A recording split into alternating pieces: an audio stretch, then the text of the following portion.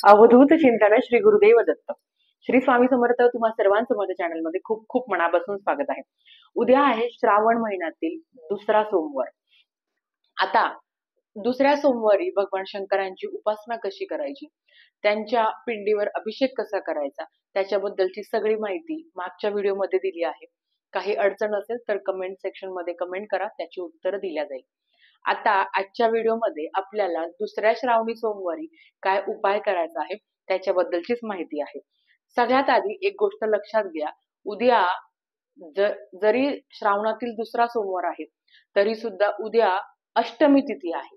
पण अष्टमी तिथी ही उद्या सकाळी सुरू होणार आहे आणि ती परवा सकाळी संपणार आहे. म्हणजे आपल्याला माहिती आहे, कुठली पण तिथी जेव्हा सूर्योदय बघत असतो, सूर्याने पाहिलेली असते, तेव्हा ती मानली जाते. मग खरी अष्टमी तिथी तर परवा आहे, म्हणजेच मंगळवारी आहे, पण ती उद्या सुद्धा लागती आहे. आता आहे ना, अष्टमी तिथी आली आहे, त्याच्याबरोबर भगवान शंकरांची उपासनाही आपल्याला करायची आहे. अष्टमीला माता लक्ष्मीची आपण उपासना करत असतो, आपल्या कुळदेवीची सेवा करत असतो.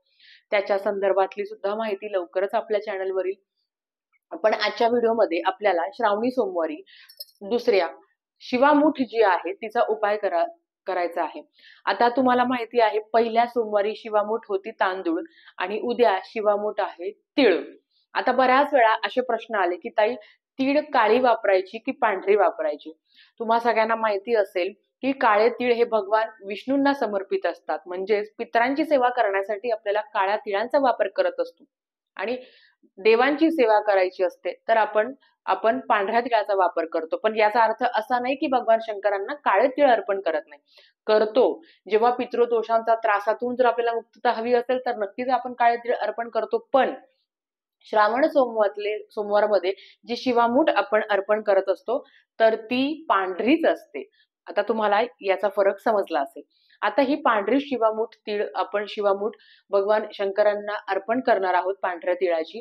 तर आता ही अर्पण केल्यावर काही उपाय आहे, लक्ष्मी प्राप्तीचे उपाय आहे, जे दरवर्षी आपल्याला करायचे असतात आणि खूप जणांनी केला आहे, याचा अनुभव त्यांना आलेला आहे. कुठली पण सेवा ही जेव्हा तुम्ही श्रद्धेने करत असता त्याचे अनुभव तुम्हाला आल्याशिवाय राहत नाही. शेवटी श्रद्धा खूप महत्वाची आहे, कारण नियम अटी याच्या पलीकडे सुद्धा आपला भाव खूप महत्वाचा असतो.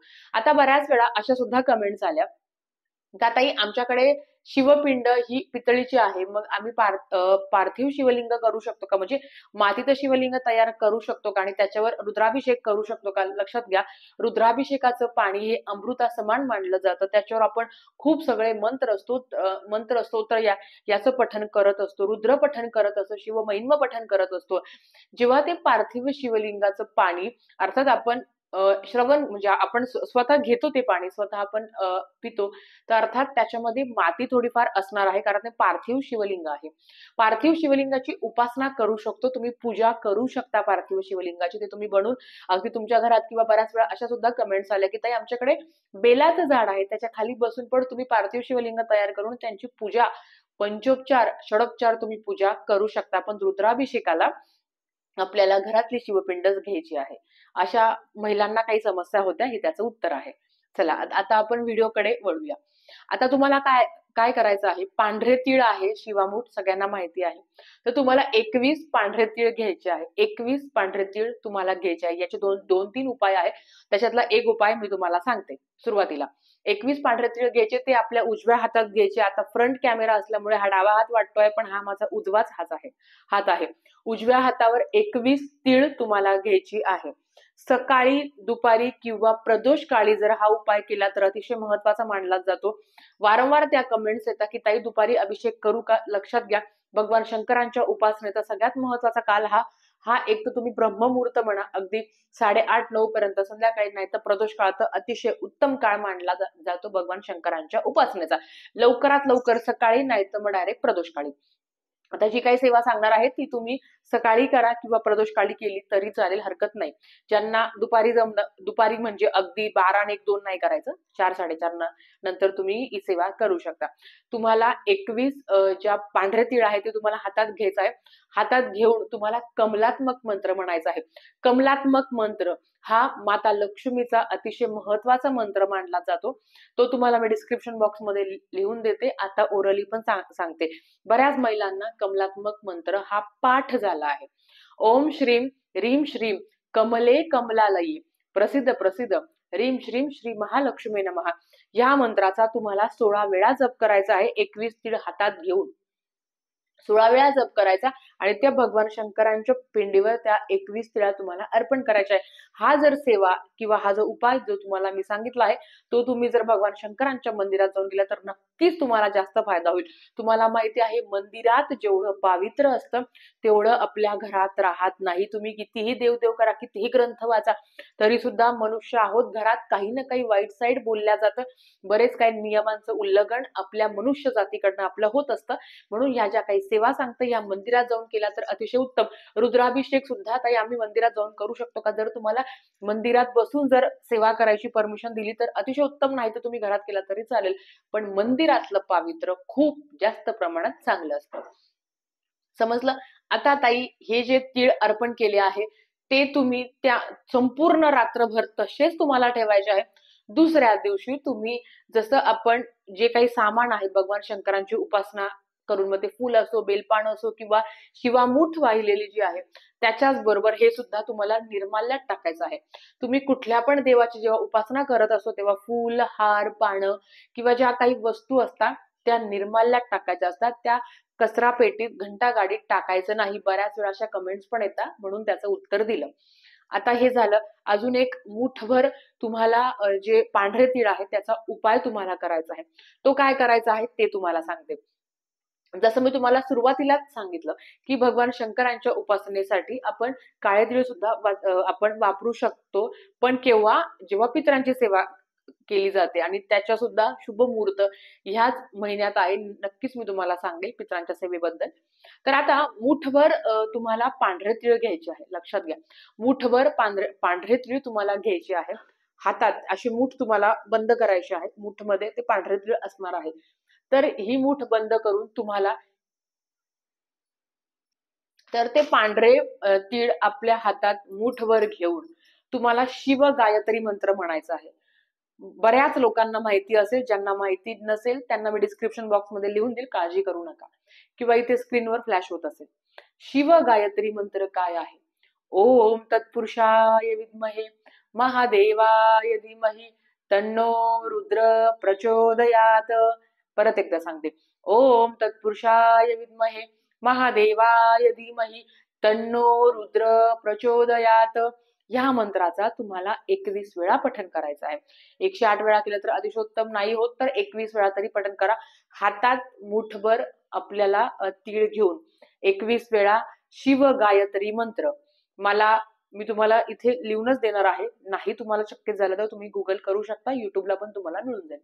हा मंत्र पठण करून जी पांढरी तीळ आपण घेतलेली आहे ती सुद्धा भगवान शंकरांच्या पिंडीवर अर्पण करायचे, मुठभर घ्यायचे. आता तुम्ही काय म्हणाल की ताई आपण तर शिवामूठ अर्पण केलेली आहे, मग हे पांढरे तीळ अर्पण करायची काय गरज आहे? या पांढऱ्या तिळावर आपण शिव गायत्री मंत्र म्हटलं आहे. शिव गायत्री मंत्र हे तुमचं आजारपण, बाहेरची बाधा, संकट, दुःख, दारिद्र्य यातून मार्ग मिळावा म्हणून हा शिव गायत्री मंत्राचं पठण केलं जातं.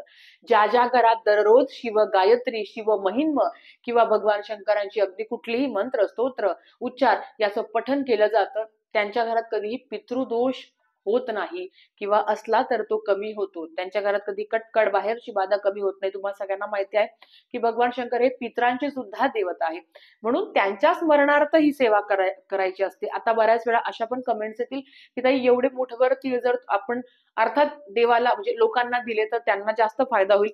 मला सांगायचं आहे हा एक दानाचा भाग असतो. देवाकडनं आपण खूप काही गोष्टी मागत असतो आणि ह्या जगात सगळ्यात श्रेष्ठ असेल तर ते दान आहे.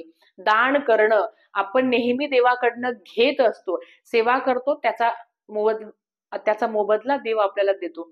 पण हा सुद्धा दानाचा भाग आहे. एक तीळ 7 जणांनी मिळून खाल्ली होती असं म्हटलं जातं. तर हा सुद्धा एक दानाचा भाग आहे. की आपणही आपल्याकडनं आपल्या पितरांच्या स्मरणार्थ काळेतीळ दान करायचे असते, पण हे भगवान शंकरांना अर्पण करायचं असतं की माझ्या घरात कधीही पितृदोष जरी असेल आणि प्रत्येक व्यक्तीला एक तर सासरचा नाही तर माहेरचा महिलांना किंवा पुरुषांना त्यांच्या माहेरचा पितृदोष असतोच आणि प्रत्येकाच्या कुंडलीमध्ये कालसर्पदोष पितृदोष नेहमी आपण ऐकत असतो की याच्यावर काय करायचं, पितृदोषांवर काय करायचं. तर त्याच्यासाठी हे जे उपाय आहे ना, याच्यात जर तुम्ही सातत्य ठेवलं तर नक्कीच तुम्हाला फरक पडेल. आता मूठभर तांदूळ आपण तीळ घेणार आहात म्हणजे खूप काही पैसे लागणार आहे असं नाही. जेव्हा मूठ बंद करतो त्याच्यात एवढीशीच तीळ येते आणि तेवढीच आपल्याला भगवान शंकरांना अर्पण करायची आहे. आता बऱ्याच वेळा आपण महादेवाच्या पिंडीवर दूध सुद्धा अभिषेक करत असतो, त्याचा सुद्धा संभ्रम आहे. बऱ्याच लोकांना वाटतं की दूध जर तुम्ही अभिषेक न करता जर गरीबाला दिलं तर बघा, हे आपल्याला अर्पण करायच्या गोष्टी असतात, ज्या गोष्टी देवांप्रती असतात. असे तर आपण दान धर्म नेहमीच करत असतो आणि मला तरी वाटतं प्रत्येक व्यक्ती हा काही ना काही दान करत असतो. पण हा सुद्धा एक श्रद्धेचा भाग आहे की देवाला दूध अर्पण करणं, देवाला पंचामृताने अभिषेक घालणं ही आपली श्रद्धा आहे आणि त्याच्यावर मला नाही वाटत कुणाला प्रश्नचिन्ह उद्भवलं पाहिजे. ठीक आहे. आता जसं मी तुम्हाला व्हिडिओच्या सुरुवातीला सांगितलं की सोमवारी अष्टमी तिथी सुरू होत आहे. भले तुम्हाला जो काही सेवा सांगणार आहे ती तुम्हाला मंगळवारी करायची आहे, पण भगवान शंकरांच्या स्मरणार्थ अष्टमी तिथीला काय करायचं, तर आपण भगवान शंकरांचे शिवअष्टोत्तर नामावली म्हणजेच भगवान शंकरांचे 108 नावं घेत असतो आपण आणि बेलपान अर्पण करत असतो. पण ह्या वेळेस फक्त 5 बेलपान घ्यायचे आहे. म्हणजे तुम्ही 108 बेलपान अर्पण करून नंतर तुमच्या स्वतःसाठी 5 बेलपान काढायचे. ही जी काही सेवा सांगितली आहे घरातली एकाने केली, घरातल्या एका स्त्रीने केली, पुरुषांनी केली तरी चालेल. प्रत्येकाने सेपरेट करायची गरज नाही. कारण आपण जरी केलं तर आपण आपल्या कुटुंबासाठी करत असतो किंवा तुमच्या सासूबाईंनी जरी केलं तर ते त्या सुद्धा बिचाऱ्या आपल्या कुटुंबासाठीच ही जी सेवा किंवा ज्या काही उपाय सांगितला आहे ते करणार आहे. आता जे तुम्हाला मी 5 बेलपान सांगितले ते 5 बेलपान भगवान शंकरांच्या पिंडीवर तुम्हाला अर्पण करायचं आहे. अर्पण कसं करायचं तुम्हाला माहिती आहे. बेलपान नेहमी पालथं अर्पण करायचं असतं आणि बेलपान तुटलेलं, चिरलेलं, कापलेलं 3 पानांचं एक बेलपान असतं. वरचा जो टोक आहे तो कट करायचा आणि मग भगवान शंकरांच्या पिंडीवर अर्पण करायचा. हे एक आहे. आता ते 5 बेलपान ऍट अ टाइम अर्पण करायचे का किंवा डायरेक्ट अर्पण करायचे का? 5 बेलपान तुम्हाला ओम नमः शिवाय, ओम नमः शिवाय, ओम नमः शिवाय असं 5 वेळा म्हणून ते 5 बेलपान अर्पण करायचे किंवा डायरेक्ट 5 बेलपान अर्पण करायचे आहे आणि भगवान शंकरांना हीच प्रार्थना करायची आहे की माझ्या घरात कधीही कुठला दोष, आपण ज्याला म्हणतो ना का आपत्कालीन संकट, अकाल मृत्यू हरणम, अकाल मृत्यू माझ्या घरात कधी येऊ देऊ नको म्हणून सुद्धा तो गायत्री मंत्राचा जो काही तुम्हाला उपाय सांगितला आहे, जी सेवा सांगितली आहे ती तुम्हाला करायची आहे. बघा, श्रावण महिन्यातच आपण खरं तर भगवान शंकरांची एवढ्या सेवा करतो. वर्षभर खरंच आपल्याला सेवा जमत नाही. वर्षभर फक्त आपण पाण्याने अभिषेक करत असतो. पण या श्रावण महिन्यात जास्तीत जास्त, परत एकदा सांगते, रुद्राभिषेक करा महिलांनो. रुद्राभिषेकाचा फायदा आणि त्या सेवेचे लाभ अनंत कोटीचे आहेत. रुद्राभिषेकासारखी सेवा कुठेच नाहीये. सगळ्यात मोठी सेवा आहे. आपण जर रुद्रपाठ किंवा ना 11 रुद्र आपल्या घरात केलं तर किती त्याचा पैसे घेता गुरुजी तुम्हाला माहिती आहे. पण जर तुम्ही हे 11 दिवस किंवा 41 दिवसच्या काही सेवा सांगितल्या त्या केलं तर रुद्र पठण आपल्या घरात होतं. एवढी उच्च कोटीची सेवा आपल्याकडनं होते. म्हणून ह्या श्रावण महिन्यात सेवा करायला चुकवू नका. काहीही अडचण आली, कितीही संकट आले, कितीही काही झालं, मला जास्तीत जास्त सेवा करायची आहे हेच एक टार्गेट ठेवा. मला माहिती आहे आपले पारायण सुरू आहे, कोणाचं नवनाथ पारायण आहे, कोणाचं गुरुचरित्राचं आहे, कोणाचं स्वामींचं पारायण चालू आहे. त्याच्या सुद्धा भगवान शंकरांची सेवा विसरायची नाहीये कारण हा महिना त्यांना समर्पित असतो. आजच्यासाठी फक्त इतकंच. झालेली सेवा महाराजांच्या चरणी मी रुजू करते आणि आजचा व्हिडिओ इथेच थांबवते. आवडला असेल तर लाईक शेअर सबस्क्राईब करा. भेटूया परत अशाच एका नवीन व्हिडिओ सोबत. तोपर्यंत श्री स्वामी समर्थ.